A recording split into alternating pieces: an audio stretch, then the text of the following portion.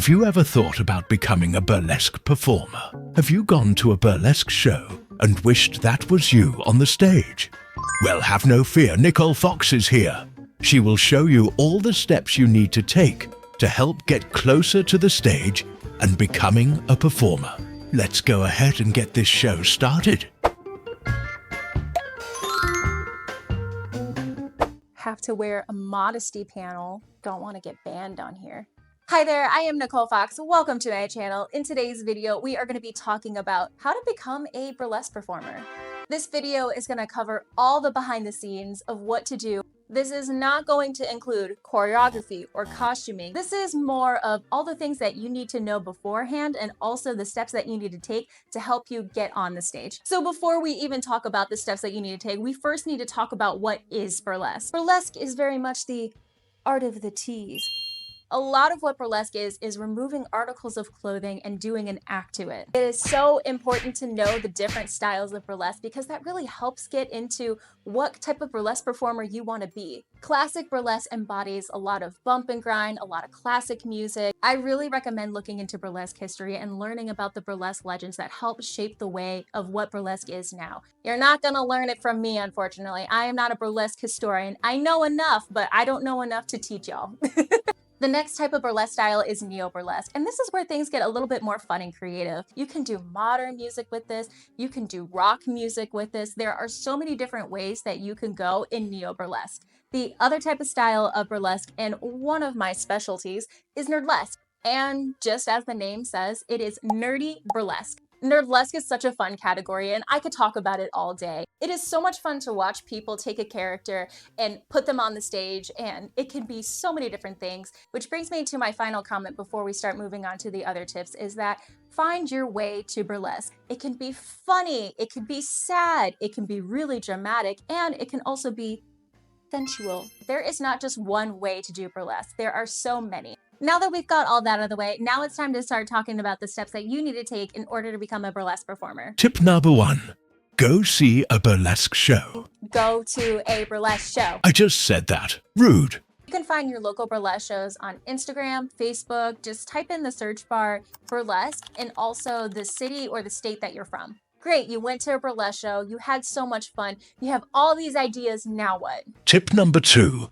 Start writing down your ideas. Grab a journal and start writing down your ideas. Oh, come on. This step is completely optional, but for me, I'm a journaling girly. I love writing down my ideas. I love envisioning who I'm going to be on the stage. Since you went to a burlesque show, I hope, did you enjoy when a performer did a glove reveal? Did you enjoy floor work? Did you enjoy slow movements? Did you enjoy fast movements? Start writing all this down and figuring out what brings you joy as an audience member, because I can guarantee you whatever brings you joy as an audience member is what's going to bring you joy on the stage. Now, all of this to say, I hope you know that stealing somebody's costume, stealing somebody's music, somebody's routine idea, etc., etc., etc., is not okay. When I'm talking about journaling your thoughts and ideas, I am talking about the aesthetics, the mood, the vibe. I am not talking about writing down and taking somebody's routine.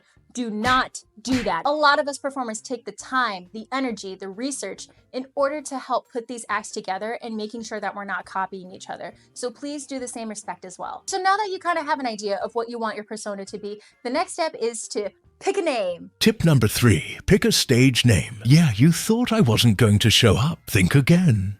Full transparency, I am the worst at picking burlesque names, okay? Nicole Fox was not always my name, okay?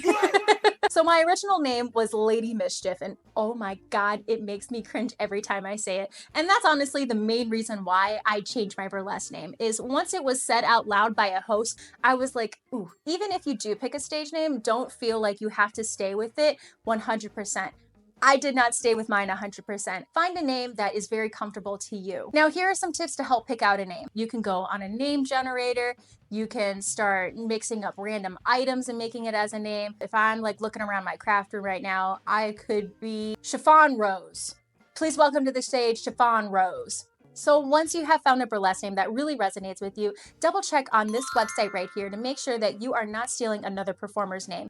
Another great way to check is go in the search feature, type in the name and burlesque at the end and see what comes up. I hope you know Do not steal another performer's name because it is not going to turn out well for you. With your new burlesque name, it's now time to start setting. Start your social media channels. Ha! Beat you to it.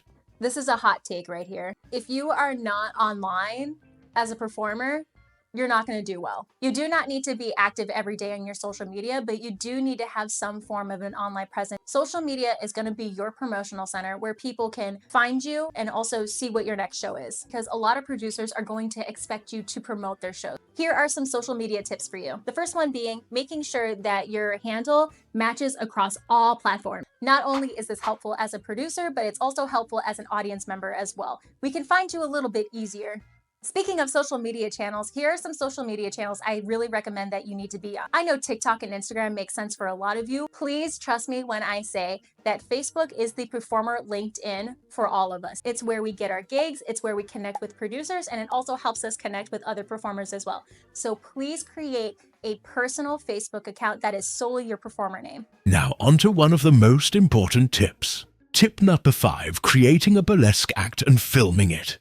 Wow, I'm so glad she didn't cut. And now that we have the foundation laid down, it's now time to start building your act. Pick one act, okay? Don't go crazy. Your time will come when you build more acts. This is something that is so important because this is gonna help you get booked into shows just a little bit easier, just because they know what to expect on the stage. Here are some tips into filming your act. It can be nerdlesque, it can be classic, it can be neo-burlesque, it can be whatever. Just make sure that it's an act from the start to finish. You can film this act in your living room. You can film this act on an open stage. You can also film this act in a rented studio as well, just depending on what you want. So now that you have a filmed act, it's now time to start applying to shows. You can apply to shows so many different ways. You can email producers, you can go on Facebook and connect with people. You can also apply online. And if a producer asks to see your work, you already have your social set up and also an act filmed and ready to send to them immediately.